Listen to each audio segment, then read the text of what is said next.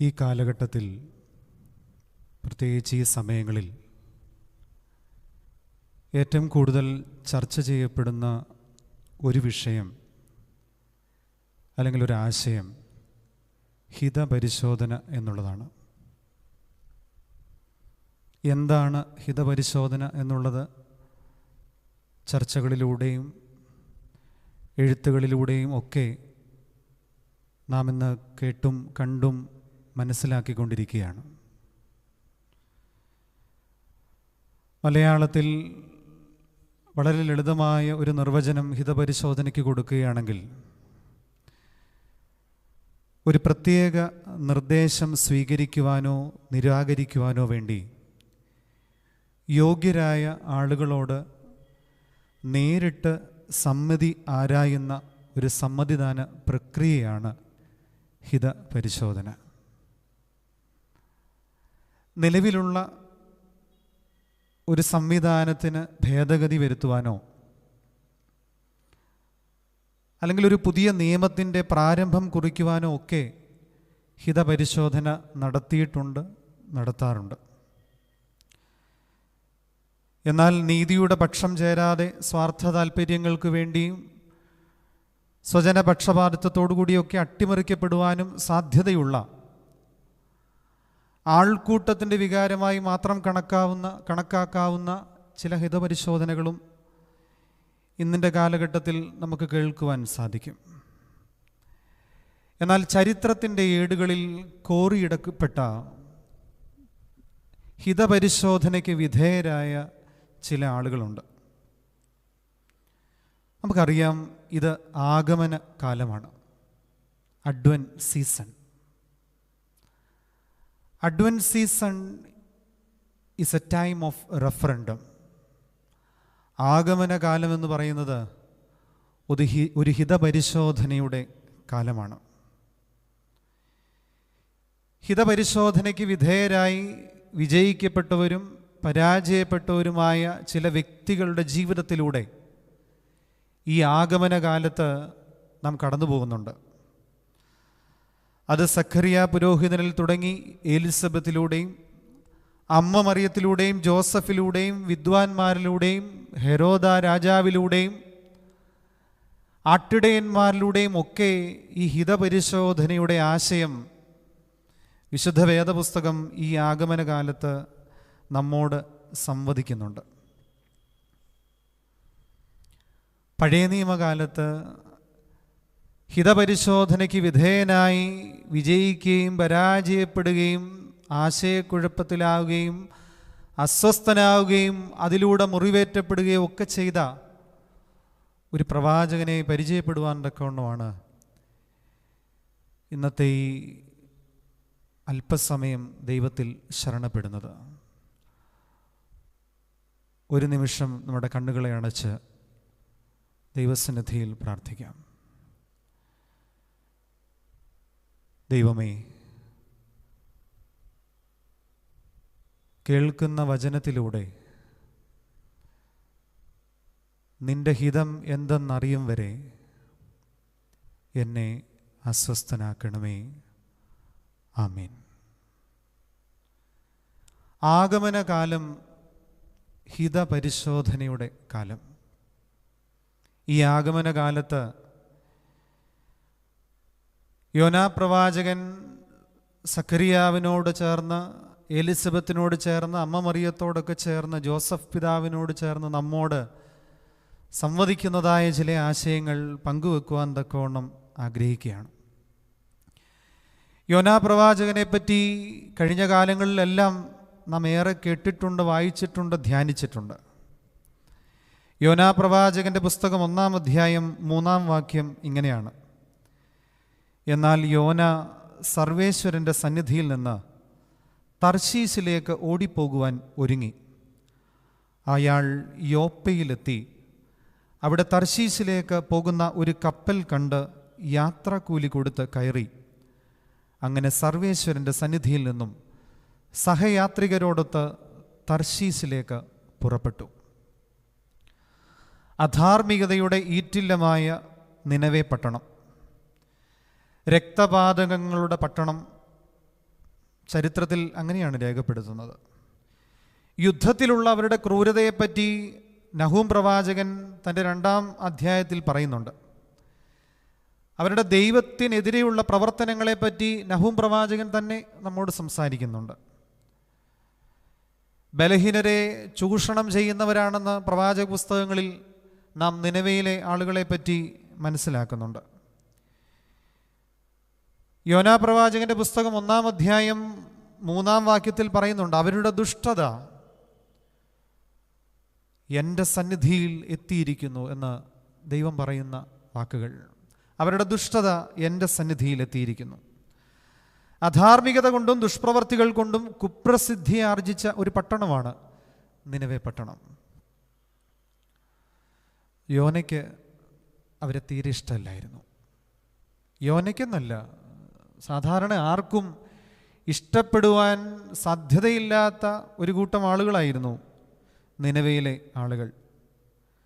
നമുക്കറിയാമല്ലോ, നമുക്കും ഒട്ടും ഇഷ്ടമില്ലാത്ത, സംസാരിക്കുവാൻ പോലും താല്പര്യമില്ലാത്ത ആളുകളുടെ കമ്പനി, അവരുടെ കൂട്ടായ്മ, അതിനോട് നമ്മളെപ്പോഴും ഒഴിഞ്ഞു മാറുകയാണ് ചെയ്യുന്നത്, അല്ലെങ്കിൽ അതിനെ അവഗണിക്കുകയാണ് ചെയ്യുക പതിവ്. അവരുമായി ഒരു കൂടിക്കാഴ്ച പോലും നമുക്കിഷ്ടമില്ല. അങ്ങനെയുള്ള ആളുകൾ വരുന്ന വേദികളിൽ നിന്ന്, അങ്ങനെയുള്ള ആളുകൾ വരുന്ന കൂട്ടായ്മകളിൽ നിന്നൊക്കെ ഒഴിഞ്ഞു പോവുകയാണ് നമ്മുടെ പതിവ്. പക്ഷേ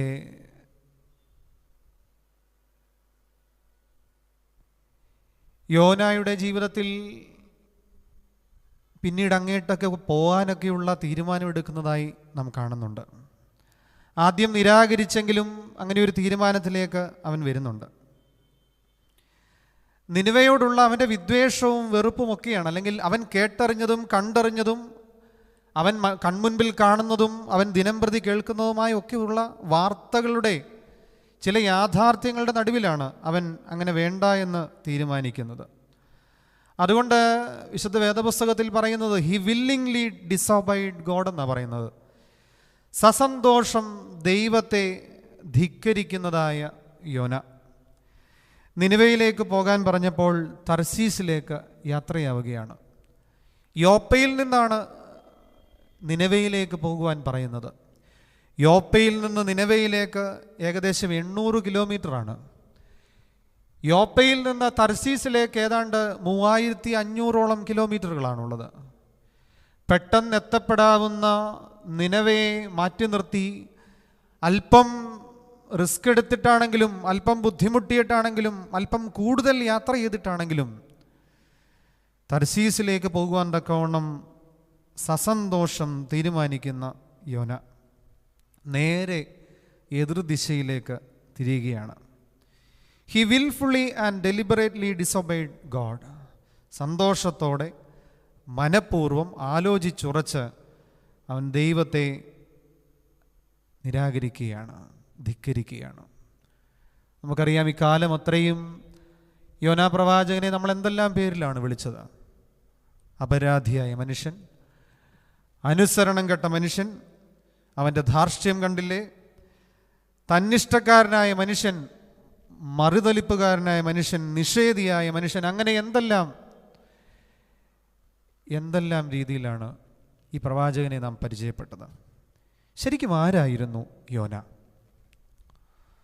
വാസ് ഹി എ ഗോഡ്ലി മാൻ? ശരിക്കും ഭക്തനായ മനുഷ്യനായിരുന്നു അദ്ദേഹം?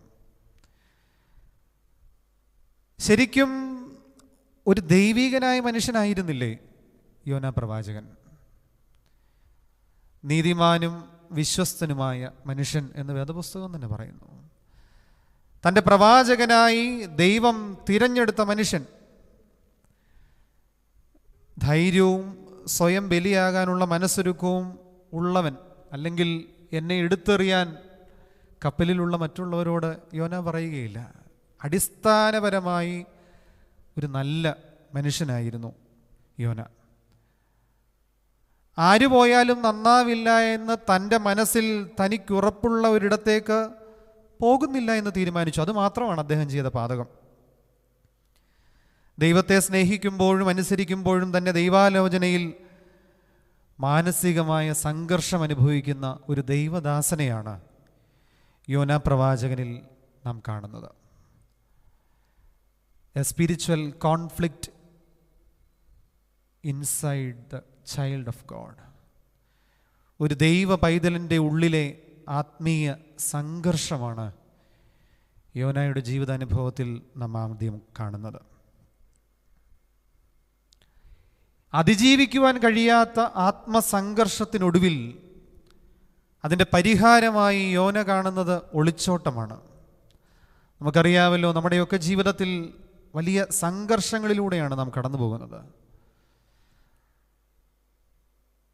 അത് കുടുംബപരമായ സംഘർഷങ്ങളുണ്ട്, നമ്മിൽ ഏൽപ്പിച്ചിരിക്കുന്നതായ ചില ഉത്തരവാദിത്തങ്ങളെ പ്രതിയുള്ള സംഘർഷങ്ങളുണ്ട്, സാമൂഹികവും സാംസ്കാരികവുമായ ചില സംഘർഷങ്ങളിലൂടെ കടന്നു പോകുന്നു, രാഷ്ട്രീയമായ സംഘർഷങ്ങളിലൂടെ നാം കടന്നു പോകുന്നു.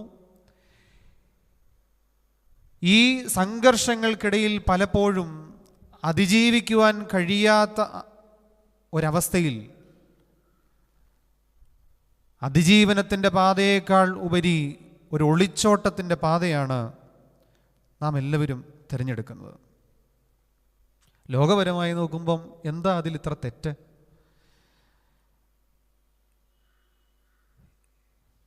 ഈ വെട്ടാൻ വരുന്ന പോത്തിൻ്റെ മുൻപിൽ വേദമോതിയിട്ട് കാര്യമില്ല എന്ന് ചിലപ്പോഴെങ്കിലും നമ്മൾ പറയാറില്ലേ?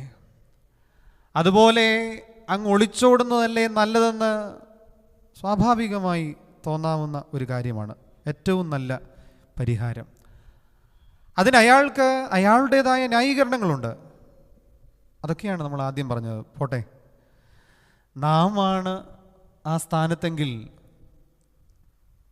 ഇതൊക്കെ തന്നെയല്ലേ നമ്മളും ചെയ്യുവാൻ സാധ്യതയുള്ളത്? യോനയുടെ പുസ്തകത്തിൻ്റെ അവസാന ഭാഗത്ത് 4-ാം അധ്യായം 5-ാം വാക്യത്തിൽ പറയുന്നുണ്ട്, നഗരത്തിന് പുറത്ത്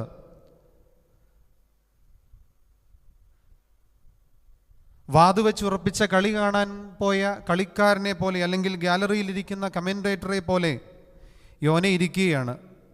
ഈ നഗരത്തിന് എന്ത് സംഭവിക്കും? കാരണം ദൈവവുമായി പറഞ്ഞുറപ്പിച്ചിട്ട് വന്ന ഈ നഗരം ഇപ്പം നശിക്കും. അത് കാണാൻ ഏറെ കൗതുകത്തോടു കൂടി യോന കാത്തിരിക്കുകയാണ്.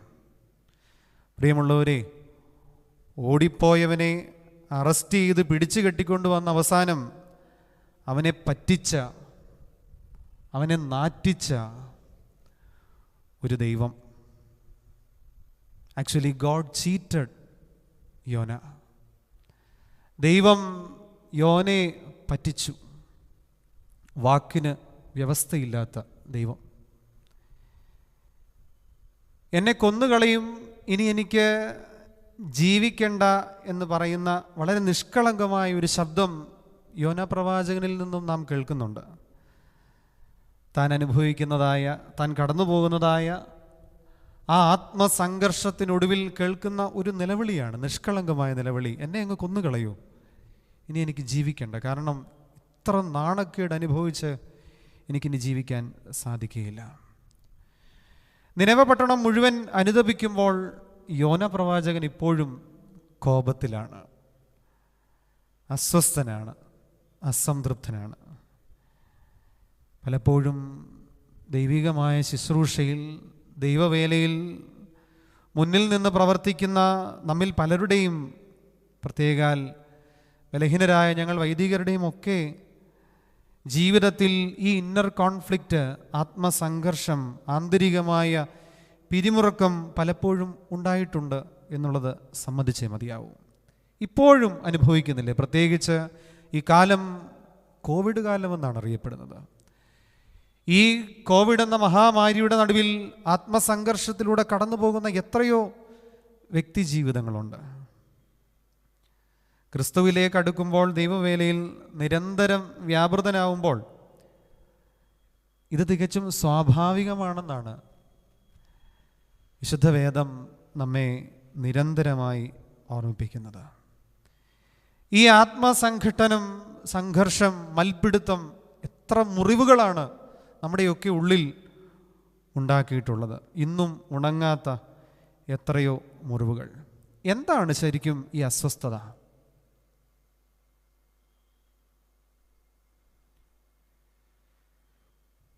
ഇവിടെ യോനാ പ്രവാചകന്റെ ജീവിതത്തിലെ അസ്വസ്ഥത എന്ന് പറയുന്നത് എൻ്റെ ഇഷ്ടം അവൻ്റെ ഇഷ്ടവുമായി താരതമ്യപ്പെടുത്തുന്നതിനിടയിലുള്ള ചില പ്രശ്നങ്ങളാണ്. എൻ്റെ ഹിതം അവൻ്റെ ഹിതവുമായി താരതമ്യപ്പെടുത്തുന്നതിനിടയിൽ സംഭവിക്കുന്ന ചില അപകടങ്ങളാണ് യോനാ പ്രവാചകന്റെ ജീവിതത്തിൽ അവനെ അസ്വസ്ഥനാക്കുന്നത്. അവൻ്റെ ഇഷ്ടത്തേക്കാൾ തൻ്റെ ഇഷ്ടത്തിന് മൂല്യം കൊടുക്കുമ്പോൾ, വില കൊടുക്കുമ്പോൾ സംഭവിക്കുന്ന ചില മുറിവുകളാണ് യോനാ പ്രവാചകന്റെ ജീവിതത്തിൽ ഉണ്ടാകുന്നത്. So the real problem is the tension between my will and ദൈ വിൽ. അവൻ്റെ ഇഷ്ടവും അവൻ്റെ ഹിതവും എൻ്റെ ഹിതവും തമ്മിലുള്ള ഒരു ടെൻഷനുണ്ട്, ഒരു മൽപ്പിടുത്തമുണ്ട്. അവിടെയാണ് എനിക്ക് മുറിവേൽക്കുന്നത്. അതിൻ്റെ നടുവിലാണ് ഈ ആഗമനകാലത്ത് ചില ഹിതപരിശോധന നമ്മുടെ ജീവിതത്തിൽ ആവശ്യമായിട്ടുള്ളത്. എന്താണ് ദൈവഹിതം? എന്താണ് അവൻ്റെ ഹിതം?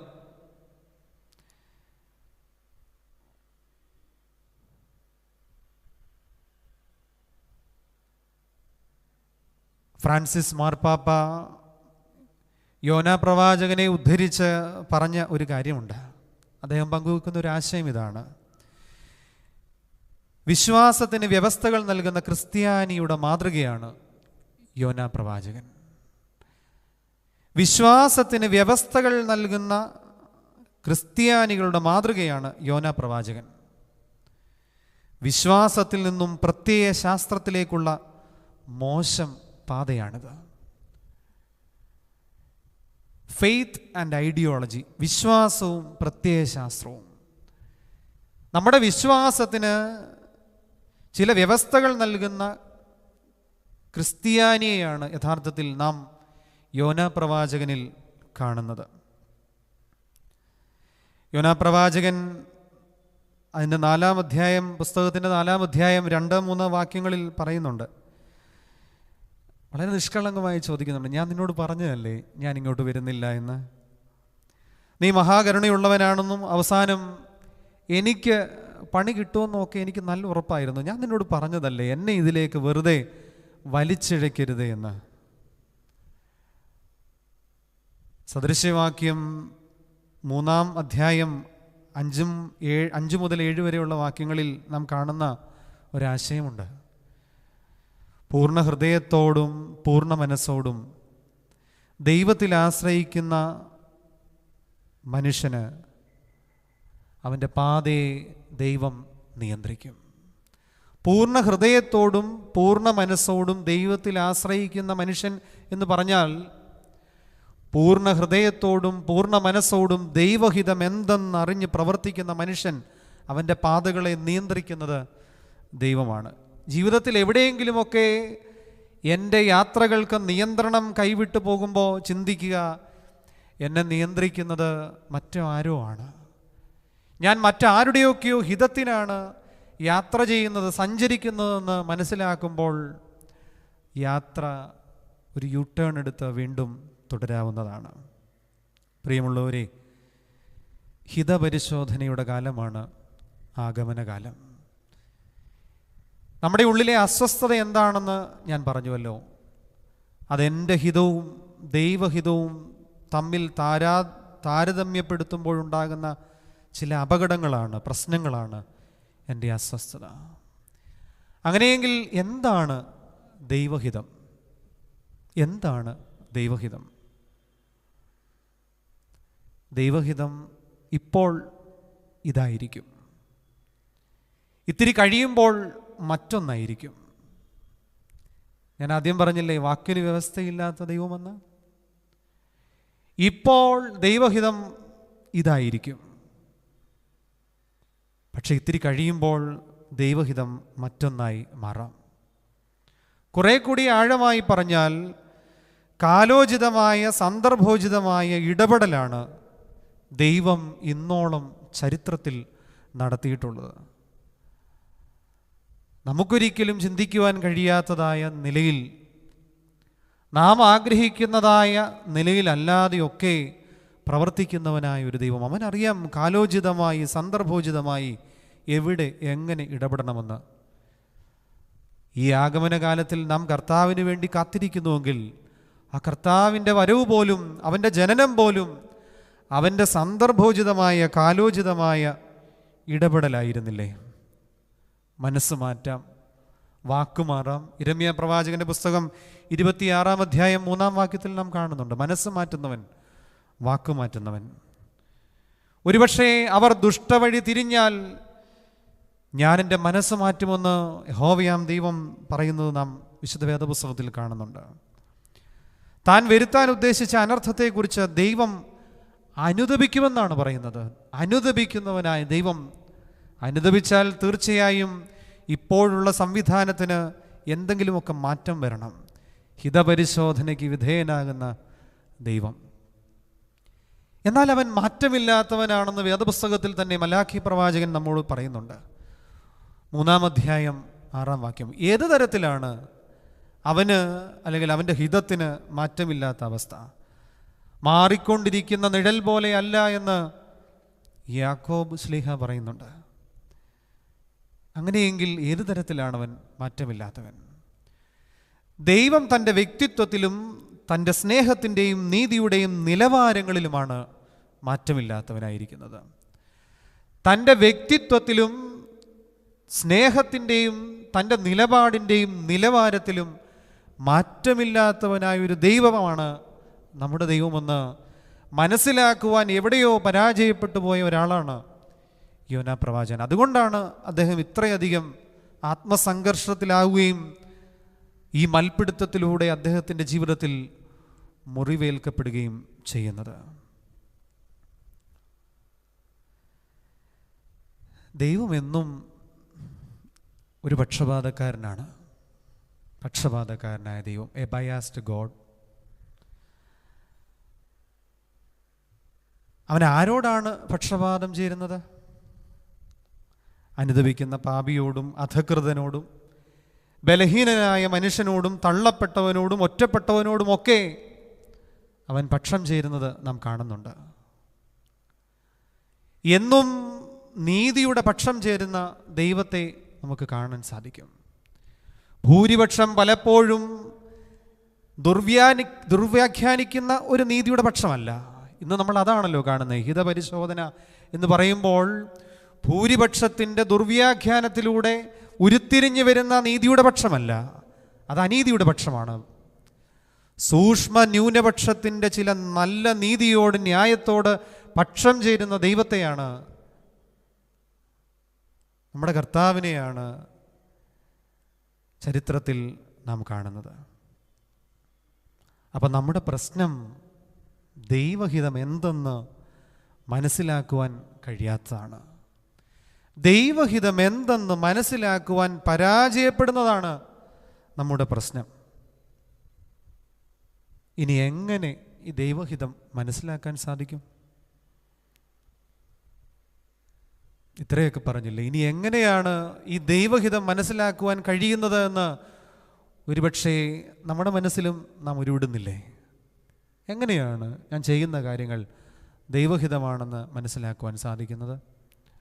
അതിന് ആദ്യത്തെ കാര്യം ഞാൻ പറഞ്ഞല്ലോ, അടിസ്ഥാനപരമായി അത് നീതിയുടെ പക്ഷത്ത് ആയിരിക്കണം എന്നുള്ളത് തന്നെയാണ്. ദൈവഹിതം മനസ്സിലാക്കണമെങ്കിൽ ഒന്നാമതായി ചെയ്യേണ്ടത്, വിശുദ്ധ വേദപുസ്തകത്തിൽ ഒരു വാക്യമുണ്ട്, മിണ്ടാതെ ഇരുന്ന് ഞാൻ ദൈവമെന്ന് അറിയുക. ഈ വിഷയവുമായി ബന്ധപ്പെടുത്തി നമുക്കിങ്ങനെ വായിക്കാം, മിണ്ടാതെ ഇരുന്ന് ഇത് ദൈവഹിതമെന്ന് അറിയുക. മിണ്ടാതെ ഇരുന്ന് ഇത് ദൈവഹിതമെന്ന് അറിയുക. Be still and know what is God's will. അല്പം മൗനത്തോടെ ധ്യാനത്തോടെ ഇരുന്ന് ദൈവഹിതത്തെ മനസ്സിലാക്കുവാൻ തക്കവണ്ണം നമുക്ക് സാധിക്കണം. ഇന്ന് നാം കോലാഹലങ്ങളുടെ ബഹളങ്ങളുടെ നടുവിലാണ് ജീവിക്കുന്നത്. അലമുറകളുടെ നടുവിലാണ് നാം ജീവിക്കുന്നത്. നമ്മുടെ ജീവിതത്തിലെ തിരക്കുകളുടെ ഈ അലമുറകളിൽപ്പെട്ട് ശാന്തത, ഈ മൗനം നമ്മെ വല്ലാണ്ട് മറന്നുപോയിരിക്കുകയാണ്. ഈ മൗനം, ധ്യാനം നമ്മുടെ ജീവിതത്തിൽ നിന്നും മാറ്റപ്പെട്ടിരിക്കുകയാണ്. ആരാധനയിൽ പോലും അല്പനേരം മൗനമായിരിക്കുവാൻ നമുക്ക് സാധിക്കുന്നില്ല. എവിടെയോ ഒരു പ്രസംഗകൻ ഇങ്ങനെ പറഞ്ഞു കേട്ടിട്ടുണ്ട്, വലിയ കൺവെൻഷനുകളിലൊക്കെ, രാത്രി കൺവെൻഷനുകളിൽ 500-1000 പേരിരിക്കുന്നതായ വേദിയിൽ ഘോരം ഘോരം പ്രസംഗിക്കുന്ന പ്രസംഗകൻ്റെ ഈ അലമുറയ്ക്കിടയിൽ,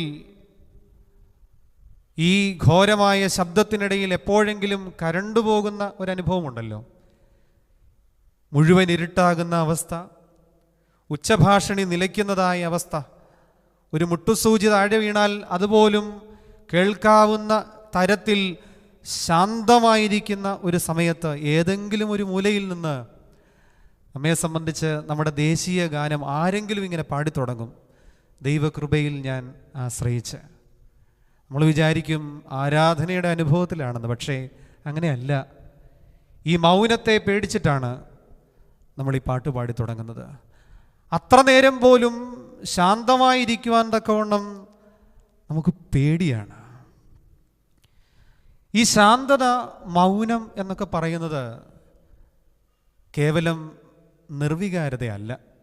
നമ്മൾ വിചാരിക്കും ശാന്തമായിരിക്കുന്ന മനുഷ്യനെ നോക്കി, മൗനയായിരിക്കുന്ന മനുഷ്യനെ നോക്കി ഇതിനൊരു വികാരവും ഇല്ലേ, ഇത്രയൊക്കെ ആളുകൾ എന്തെങ്കിലുമൊക്കെ പറഞ്ഞിട്ടും മിണ്ടാതിരിക്കുന്ന ഒരു വികാരവും ഇല്ലാത്തവനാണല്ലോ. ഭാര്യാഭർത്താക്കന്മാർ അങ്ങോട്ടും ഇങ്ങോട്ടും പരസ്പരം കുറ്റപ്പെടുത്താറില്ലേ? നിങ്ങൾ ഇത്രയും കേട്ടിട്ടും പിന്നെയും മിണ്ടാതിരിക്കുവാണോ, ഞാനെങ്ങാനും ആയിരുന്നെങ്കിലെന്ന് പറയാറില്ലേ നമ്മൾ പലപ്പോഴും? പക്ഷേ ഇവിടെ വേദപുസ്തകം നമ്മെ പരിചയപ്പെടുത്തുന്ന ശാന്തത, മൗനം, അത് കേവലം നിർവികാരതയല്ല. ഈ ശാന്തത, മൗനം കേവലം പിൻവാങ്ങലുമല്ല. നമ്മൾ വിചാരിക്കും ചില ആളുകളൊക്കെ മിണ്ടാതിരിക്കുമ്പോൾ അവരങ്ങ് പിൻവാങ്ങി പോവുകയാണ്, അവർക്കിതിനോടൊന്നും പ്രതികരിക്കാൻ സാധ്യമല്ല, അതിനുള്ള ബലവും ശക്തിയുമില്ല എന്ന് നമ്മൾ പറയുന്നില്ലേ? കർത്താവ് പോലും ചിലയിടങ്ങളിൽ നിന്ന്, സ്വന്തം ദേശത്തു നിന്ന് പോലും പിൻവാങ്ങിപ്പോകുന്നതായിട്ട് കാണുന്നുണ്ട്. കർത്താവിന് 1-2 രോഗികളെ അല്ലാതെ അവിടെ ഒന്നും ചെയ്യുവാൻ സാധിച്ചില്ല എന്ന് വേദപുസ്തകം പറയുന്നില്ലേ? പിൻവാങ്ങിപ്പോകുന്ന, മൗനിയായി പോകുന്ന, ശാന്തനായി പോകുന്ന കർത്താവിനെ നാം കാണുന്നുണ്ട്. പക്ഷേ ഈ ശാന്തത കേവലം പിൻവാങ്ങലല്ല, നിർവികാരതയല്ല, മറിച്ച് ക്ഷമയോടുകൂടിയുള്ള ഒരു കാത്തിരിപ്പാണ്. ക്ഷമയോടുകൂടിയുള്ള ഒരു കാത്തിരിപ്പാണ്. ദൈവഹിതം വെളിപ്പെടുവാനുള്ള ഒരു കാത്തിരിപ്പ്. പലപ്പോഴും ഇങ്ങനെയുള്ള സ്വയം വഴങ്ങാതെ വരുമ്പോൾ, ഇങ്ങനെയുള്ള മൗനത്തിന് സ്വയം വഴങ്ങാതെ വരുമ്പോൾ ദൈവം ഈ മൗനം ചിലരെയൊക്കെ അടിച്ചേൽപ്പിക്കാറുണ്ട്. പലപ്പോഴും ആധ്യാത്മിക ജീവിതത്തിൽ നമുക്കൊക്കെ പറയാൻ എന്തെല്ലാം ഉദാഹരണങ്ങളാണുള്ളത്. മൗനിയായിപ്പോയ, തികച്ചും ശാന്തനായിപ്പോയ, തികച്ചും പിൻവാങ്ങേണ്ടി വന്ന എത്രയോ ജീവിതാനുഭവങ്ങൾ, രോഗത്തിൻ്റെ, ബുദ്ധിമുട്ടിൻ്റെ, പ്രയാസത്തിൻ്റെ, സാമ്പത്തികമായ ഞെരുക്കങ്ങളുടെ, ദാരിദ്ര്യത്തിൻ്റെ ഒക്കെ എത്രയോ ജീവിതാനുഭവങ്ങൾ നമുക്കൊക്കെ ഉണ്ടായിട്ടുണ്ട്. മൗനിയായി, ശാന്തനായി, പിൻവാങ്ങിപ്പോയ അവസ്ഥകൾ. യോനയ്ക്ക് മത്സ്യത്തിൻ്റെ വയറ്റിൽ ശാന്തനായിരിക്കേണ്ടി വന്നു. സക്കറിയ പുരോഹിതന് തൻ്റെ വീട്ടിൽ, ദേവാലയത്തിലൊക്കെ ശാന്തനായിരിക്കേണ്ടി വന്നു. സക്കറിയ പുരോഹിതനെ പറ്റി വളരെ വ്യക്തമായി പറയുന്നുണ്ട്. കഴിഞ്ഞ ആഴ്ച നാം വായിച്ചു കേട്ടതാണ്. ഈ ധൂപാർപ്പണത്തിൻ്റെ ആദ്യ ദിവസത്തിൽ മാലാഖ വരികയും സദ്വാർത്ത പറയുകയും അല്പം സംശയത്തോടുകൂടി അതിനെ സമീപിക്കുകയും ചെയ്തപ്പോൾ മൗനിയായിത്തീരുന്ന സക്കറിയ പുരോഹിതൻ പിന്നീടുള്ള തന്നെ ഏൽപ്പിച്ചിരിക്കുന്നതായ ഉത്തരവാദിത്തങ്ങൾ ചെയ്തു തീർത്തത് തീർച്ചയായും മൗനിയായിട്ടായിരുന്നില്ലേ? ഒന്നാലോചിച്ച് നോക്കി, ഒരു പുരോഹിതൻ ഒന്നും മിണ്ടാതെ ഇവിടെ നിന്ന് ആരാധന കഴിക്കുന്നതായ അവസ്ഥ ഒരാരാധനാ സമൂഹത്തെ സംബന്ധിച്ച് വളരെ വിരസമായി ഒരുപക്ഷെ തോന്നിയേക്കാം. പക്ഷെ ജീവിതത്തിൽ ദൈവഹിതം അറിയുവാൻ തക്കവണ്ണം, ദൈവഹിതത്തോട് പൊരുത്തപ്പെടുവാൻ തക്കവണ്ണം, ദൈവഹിതം എന്തെന്ന് തിരിച്ചറിയുവാൻ തക്കവണ്ണം ചില മൗനങ്ങൾ ആവശ്യമാണ്, ചില ശാന്തത ആവശ്യമാണ്. അവിടെയാണ് നസറത്തിലെ മറിയം നമ്മുടെ ജീവിതത്തിൽ ഒരു വെല്ലുവിളിയായി മാറുന്നത്. യോനാ പ്രവാചകനെയും നസ്രത്തിലെ മറിയത്തെയും ജോസഫിനെയും ഒക്കെ താരതമ്യം ചെയ്ത് പഠിക്കുമ്പോൾ ഈ ആഗമനകാലത്ത് മറിയം നമ്മെ ഇവിടെ അത്ഭുതപ്പെടുത്തുകയാണ്. സ്വയം മൗനിയായിരിക്കാൻ കൃപയാർജിച്ചവളായിരുന്നു നസ്രത്തിലെ മറിയം എന്ന ആ 14 വയസ്സുകാരി പെൺകുട്ടി. അവളെല്ലാം മനസ്സിൽ സംഗ്രഹിച്ചുവെന്നാണ് വിശുദ്ധ വേദം നമ്മെ ഓർപ്പിക്കുന്നത്. വളരെ വിനയത്തോടുകൂടി ദൈവഹിതം ഏറ്റെടുക്കുന്ന പരിശുദ്ധയായ അമ്മ. ജോസഫ് പിതാവിനെയും നാം ഈ തലത്തിലാണ് കാണുന്നത്. കോലാഹലങ്ങൾ നിറഞ്ഞ ആ ജീവിത അവസ്ഥയിൽ ഒത്തിരി അലമുറകൾക്ക് സാധ്യതകൾ ഉണ്ടായിരുന്ന ഒരു ജീവിതാനുഭവത്തിൽ വളരെ പക്വമായി ദൈവസന്നിധിയിൽ കരുത്താർജിച്ചുകൊണ്ട് ശാന്തമായി മറിയത്തെ ഉപേക്ഷിക്കുവാൻ ആദ്യം തീരുമാനിക്കുന്ന ജോസഫ് പിതാവ്. വീണ്ടും അദ്ദേഹത്തിൻ്റെ മൗനം മറ്റൊരു തലത്തിലേക്ക് അദ്ദേഹത്തെ കൊണ്ടെത്തിക്കുകയാണ്. നമ്മുടെ കർത്താവിൻ്റെ പിതാവായി ഈ ലോകത്തിൽ അവൻ്റെ സംരക്ഷകനായി തീരുവാൻ തക്കവണ്ണം ദൈവം വിളിച്ച് അടുപ്പിക്കുന്ന ജോസഫ് പിതാവ്. എന്തിന്? നമ്മുടെ കർത്താവ് പോലും താൻ കൊല്ലപ്പെടുന്നതായ അല്ലെങ്കിൽ കൊല്ലപ്പെടുന്നതിൻ്റെ തലേ രാത്രിയിൽ ശാന്തമായി ദൈവഹിതം അറിയുവാൻ തക്കവണ്ണം മലമുകളിലേക്ക് യാത്രയാവുന്നത് നാം കാണുന്നുണ്ട്. ഹിതപരിശോധനയുടെ ഒരു രാത്രിയാമം, ആത്മസംഘർഷത്തിൻ്റെ ആത്മീയമായ മൽപ്പിടുത്തത്തിൻ്റെ ഒരു രാത്രിയാമത്തിലൂടെ നമ്മുടെ കർത്താവും കടന്നു പോകുന്നുണ്ട്. കർത്താവ് ചോദിക്കുകയാണ്, ഡാഡി ഒരല്പസമയം കൂടി എനിക്ക് തരുമോ? ഒരു പിതാവും തൻ്റെ ഏകജാതനായ തൻ്റെ ഓമനപുത്രനുമായുള്ള എത്ര മഹത്വമേറിയ സംഭാഷണമാണത്. അപ്പേ ഒരല്പസമയം കൂടി എനിക്ക് തരുമോ? പലപ്പോഴും നമ്മുടെ പ്രാർത്ഥന അവിടെ അവസാനിക്കുകയാണ്. പക്ഷെ കർത്താവ് നമുക്ക് നൽകുന്ന ഒരു നല്ല മാതൃകയാണത്. എൻ്റെ പ്രാർത്ഥന അവിടെ അവസാനിക്കുകയല്ല. എനിക്കൊരല്പസമയം കൂടി തരുമോ എന്ന് ചോദിച്ചിട്ട് ആ മകൻ തൻ്റെ അപ്പൻ്റെ അടുക്കൽ ചേർത്ത് വയ്ക്കുന്ന ഒരു വാചകമുണ്ട്. എങ്കിലും എൻ്റെ ഹിതം പോലെയല്ല, അവിടുത്തെ ഹിതം പോലെ, ദൈവഹിതം പോലെ എന്നിൽ ഭവിക്കട്ടെ എന്ന് പറയുകയാണ്. യോനയുടെ ജീവിതത്തിൽ ദൈവഹിതം തിരിച്ചറിയാൻ 3 ദിവസത്തെ മൗനം ആവശ്യമായി വന്നു. ജീവിതത്തിൽ ആത്മീയ സംഘർഷങ്ങൾ, ആത്മസംഘർഷങ്ങൾ ഏറി വരുമ്പോൾ അല്പം മൗനമായിരുന്ന ദൈവത്തെ കേൾക്കുവാൻ തക്കവണ്ണം നമുക്ക് സാധിക്കണം. അതുകൊണ്ട് ദൈവഹിതം എന്തെന്നറിയാൻ ഒന്നാമത് മിണ്ടാതെയിരുന്ന് ശാന്തമായിരുന്ന് ദൈവം എന്താണെന്ന്, ദൈവഹിതം എന്താണെന്ന് മനസ്സിലാക്കുവാൻ ശ്രമിക്കണം. രണ്ടാമത് ദൈവഹിതം അറിയുവാൻ ദൈവത്തിൻ്റെ ആത്മാവ് ഇടപെടണം. ദൈവഹിതം അറിയുവാൻ ദൈവത്തിൻ്റെ ആത്മാവ് ഇടപെടണം. യോഹന്നാൻ എഴുതിയ സുവിശേഷം 14-ാം അധ്യായം അതിൻ്റെ 26-ാം വാക്യത്തിൽ ഇങ്ങനെ പറയുന്നുണ്ട്, ഞാൻ പോവുകയാണ്, ഞാൻ നിങ്ങൾക്കൊരു കാര്യസ്ഥനെ അയച്ചു തരും, അവൻ നിങ്ങൾക്ക് സകലവും ഉപദേശിച്ചു തരും, നിങ്ങൾ ചെയ്യേണ്ടുന്നതൊക്കെ പറഞ്ഞു തരും. പാറക്കലീത്ത റൂഹായെ നമുക്ക് നൽകിക്കൊണ്ട് ദൈവപുത്രൻ പറയുന്ന വാക്കുകളാണിത്. ദൈവാത്മാവ് നിങ്ങൾ പോകേണ്ടുന്ന വഴി, ദൈവഹിതമൊക്കെ നിങ്ങളെ അറിയിക്കുമെന്നാണ്. 1 കൊരിന്ത്യർ 2-ാം അധ്യായം 10-ാം വാക്യത്തിൽ പറയുന്നുണ്ട്, നമുക്കോ ദൈവം തൻ്റെ ആത്മാവിനാൽ വെളിപ്പെടുത്തിയിരിക്കുന്നു. ആത്മാവ് സകലത്തെയും ദൈവത്തിൻ്റെ ആഴങ്ങളെപ്പോലും ആരായുന്നു. ദൈവാത്മാവ് നമുക്ക് സകലതും വെളിപ്പെടുത്തിയിരിക്കുന്നു. ഞാൻ പറഞ്ഞല്ലോ, ഭൂരിപക്ഷത്തിൻ്റെ സ്വാധീനത്തിൽ ഇന്ന് ഹിതപരിശോധനകൾ അട്ടിമറിക്കപ്പെടുമ്പോൾ ദൈവാത്മാവിൻ്റെ ഇടപെടലിനായി നാം കാത്തിരിക്കണം. ഇവിടെ തളർന്നു പോവുകയല്ല ചെയ്യേണ്ടത്, ഇവിടെ വേദനയിലാഴുകയല്ല ചെയ്യേണ്ടത്, ഇവിടെ സംശയത്തിൻ്റെ നിഴലിൽ വീണുപോവുകയല്ല ചെയ്യേണ്ടത്. മറിച്ച് ദൈവത്തിൻ്റെ ആത്മാവ് ഇടപെടുവാൻ തക്കവണ്ണം ശാന്തമായി മൗനമായി കാത്തിരിക്കുവാൻ തക്കവണ്ണം നമുക്ക് കഴിയണം.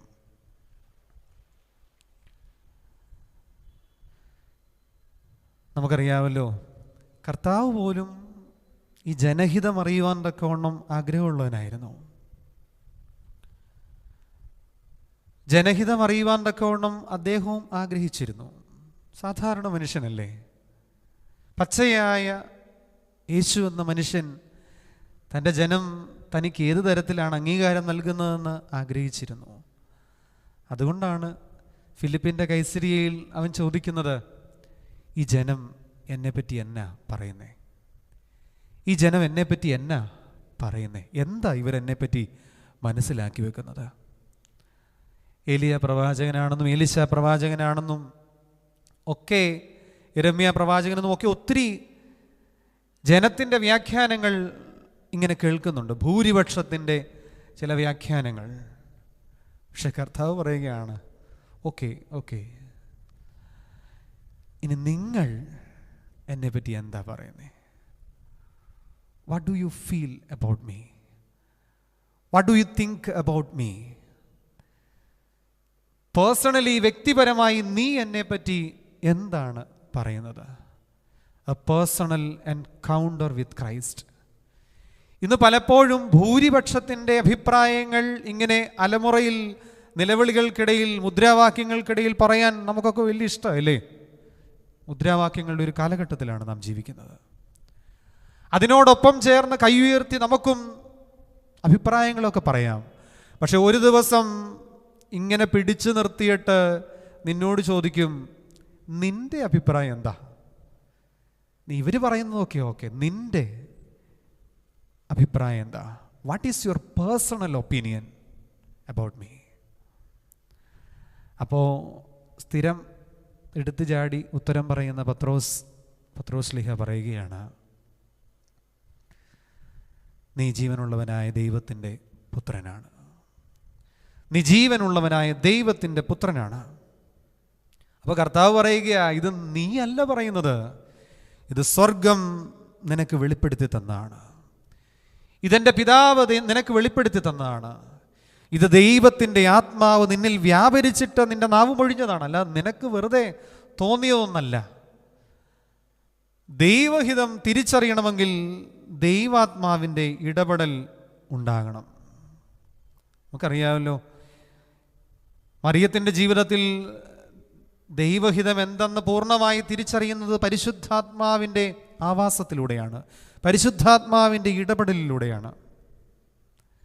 എന്തിന്? പരസ്യ ശുശ്രൂഷയ്ക്ക് മുൻപായി തൻ്റെ ശുശ്രൂഷയ്ക്കുള്ള ഒരുക്കത്തിനായിട്ട് ആത്മാവ് കർത്താവിനെ മരുഭൂമിയിലേക്ക് നടത്തിയെന്നാണ് പറയുന്നത്.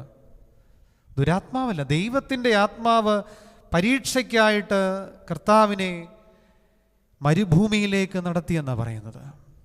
ദൈവഹിതം എന്തെന്ന് തിരിച്ചറിയുവാൻ തക്കവണ്ണം നിരന്തരമായി ഹിതപരിശോധനയ്ക്ക് തയ്യാറാകുന്ന ദൈവപുത്രൻ. ആത്മാവനെ മരുഭൂമിയിലേക്ക് കൊണ്ടുപോവുകയാണ്. യേശുവിൽ നിന്നും യേശു ക്രിസ്തുവെ ആയി ഉള്ള പരിവർത്തനം അവിടെയാണ് യഥാർത്ഥത്തിൽ സംഭവിക്കുന്നത്. ക്രിസ്തുവായി രൂപപ്പെടുന്ന കാഴ്ചയാണ് അത് ആത്മാവിൻ്റെ ഇടപെടലിലൂടെയാണ് സംജാതമാകുന്നത്. പരിശുദ്ധാത്മാവിൻ്റെ ഈ ശബ്ദത്തോടുള്ള ഒരു സൂക്ഷ്മ സംവേദനം, ഈ കമ്മ്യൂണിക്കേഷൻ ആദിമസഭയിൽ പലയിടങ്ങളിലും വേദപുസ്തകത്തിലൂടെ നമുക്ക് വായിക്കാവുന്നതാണ്. ഫിലിപ്പോസ് ആത്മാവിൻ്റെ ആന്തരിക പ്രേരണയിൽ എത്യോപ്യൻ രാഷ്ട്ര നേതാവിൻ്റെ രഥത്തോട് ചേർന്ന് നടക്കുന്നതായി നാം കാണുന്നുണ്ട് അപ്പോസ്തല പ്രവർത്തികളിൽ. ആ വിഷയത്തിലേക്ക് ഞാൻ കടക്കുന്നില്ല. പത്രോസ് കൊർന്നല്യോസിൻ്റെ ഭവനത്തിലേക്ക് പോകുവാൻ ആത്മാവിൻ്റെ ആന്തരിക ശബ്ദം കേൾക്കുന്നതായി വീണ്ടും അപ്പോസ്തല പ്രവൃത്തിയിൽ ആദിമസഭയിൽ നാം കാണുന്നുണ്ട്. ആത്മാവിൻ്റെ ശബ്ദം തിരിച്ചറിയുവാൻ നമുക്ക് സാധിക്കണം. ആത്മാവിൻ്റെ ശബ്ദം തിരിച്ചറിയുവാൻ സാധിക്കണം. അതിന് ഞാൻ ആദ്യം പറഞ്ഞതുപോലെ അല്പം മൗനം, ശാന്തത ഈ ജീവിതത്തിൽ ആവശ്യമാണ്. റോമർക്കെഴുതിയ ലേഖനം 8-ാം അധ്യായം 6-ാം വാക്യത്തിൽ പറയുന്നുണ്ട്, ആത്മാവിൻ്റെ ചിന്ത അത് ജീവനും സമാധാനവുമാണ്. ജീവനും സമാധാനവുമാണ് ആത്മാവിൻ്റെ ചിന്ത എന്ന് പറയുന്നത്. ഇന്ന് പലപ്പോഴും ജീവൻ അപഹരിക്കുന്നതും അസമാധാനം പ്രദാനം ചെയ്യുന്നതുമായ ചിലതാണ് ഈ ആത്മാവിൻ്റെ ശബ്ദമെന്ന് അറിഞ്ഞോ അറിയാതെയോ നാം ഓരോരുത്തരും മനസ്സിലാക്കി വെച്ചിരിക്കുക. ആത്മാവിൻ്റെ ശബ്ദം ഒരിക്കലും ഒരാളുടെ ജീവൻ അപഹരിക്കുന്നതാവില്ല. ആത്മാവിൻ്റെ ശബ്ദം ഒരിക്കലും ഒരു സഭയിലോ ഒരു സമൂഹത്തിലോ കലഹം സൃഷ്ടിക്കുന്നതാവുകയില്ല, അസമാധാനം സൃഷ്ടിക്കുന്നതാവുകയില്ല. അതെപ്പോഴും ജീവൻ നിരന്തരമായി പ്രദാനം ചെയ്യുന്നതും നിത്യമായി ജീവൻ പ്രദാനം ചെയ്യുന്നതും നിത്യമായ സമാധാനം പ്രദാനം ചെയ്യുന്നതും ആണ്.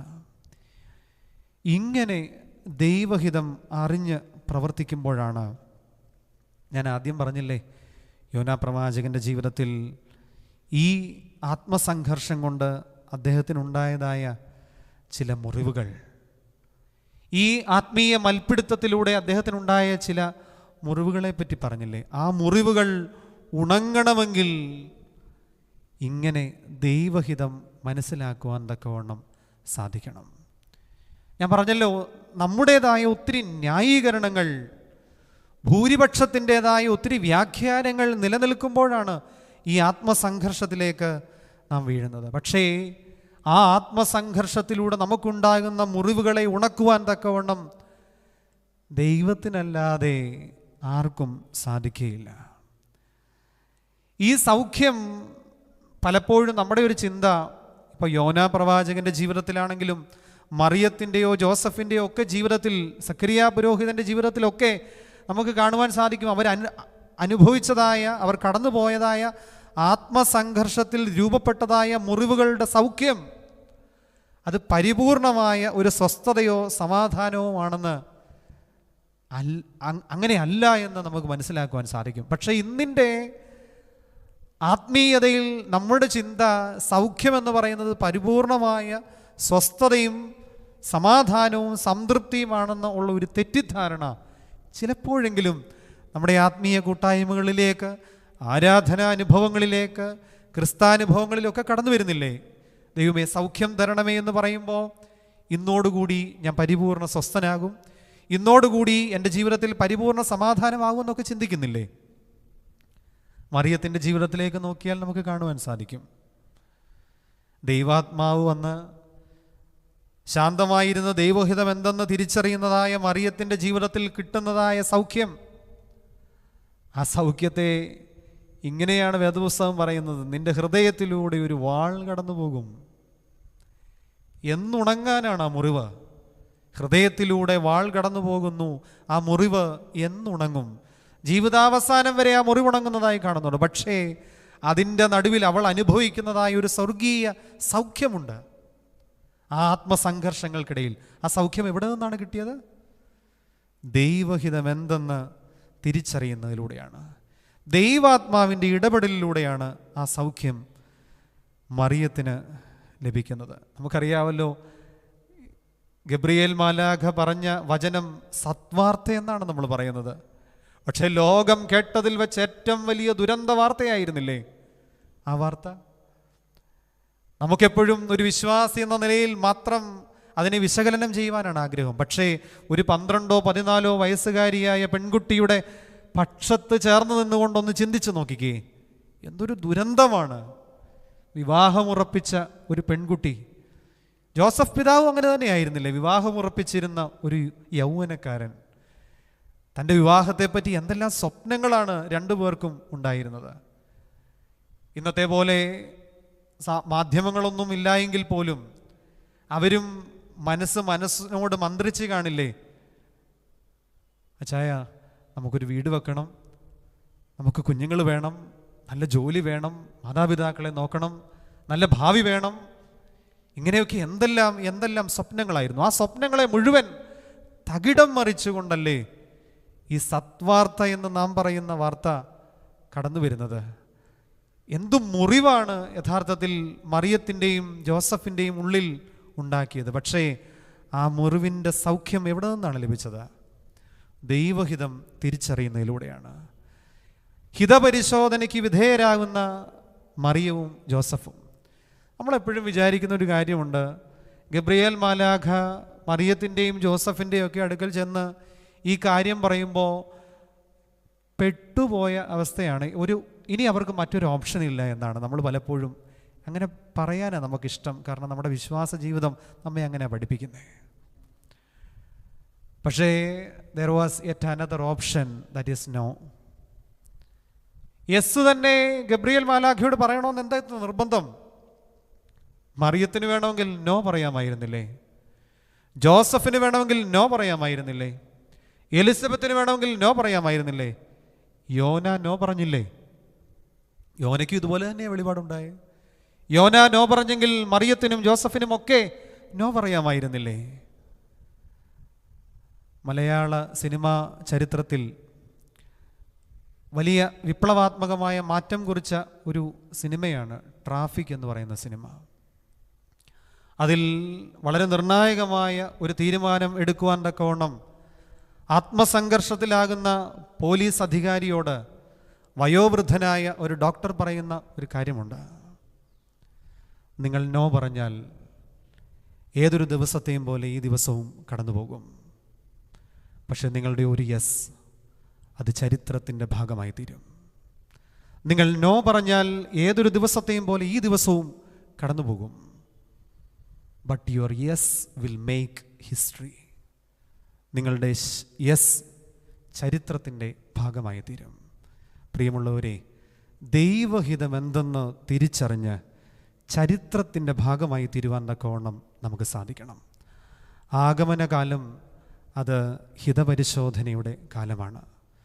സക്കരിയ പുരോഹിതൻ, എലിസബത്ത് വാർദ്ധക്യത്തിൽ അവർക്കൊരു മകനുണ്ടായില്ലേ? എന്തൊരു സന്തോഷം! പക്ഷേ ഈ വാർദ്ധക്യത്തിൽ മകനുണ്ടായപ്പോൾ അവരനുഭവിച്ചതായ ഒരു ആത്മസംഘർഷമുണ്ട്. ആ ആത്മസംഘർഷത്തിന് സൗഖ്യം ലഭിക്കുന്നത് ദൈവാത്മാവിൻ്റെ ഇടപെടലിലൂടെയാണ്. ദൈവഹിതം എന്തെന്ന് ഈ ദമ്പതികൾ മൗനമായി തിരിച്ചറിയുന്നതിലൂടെയാണ്. പക്ഷേ ആ സൗഖ്യം തികഞ്ഞ സ്വസ്ഥതയായിരുന്നില്ല, തികഞ്ഞ സംതൃപ്തിയായിരുന്നില്ല. ആറ്റുനോറ്റ് അവസാനം വാർദ്ധക്യത്തിൽ അവർക്ക് ജനിച്ച ആ മകൻ, യൗവനക്കാരൻ, ഒറ്റ മകൻ, അവനെപ്പറ്റി എന്തെല്ലാം സ്വപ്നങ്ങളാണ് ഉണ്ടായിരുന്നത്. ഡോക്ടറുടെ മകൻ ഡോക്ടറാകണമെന്ന് ആഗ്രഹിക്കുന്ന കാലത്ത്, എഞ്ചിനീയറുടെ മകൻ എഞ്ചിനീയറാകണമെന്ന് ആഗ്രഹിക്കുന്ന കാലത്ത്,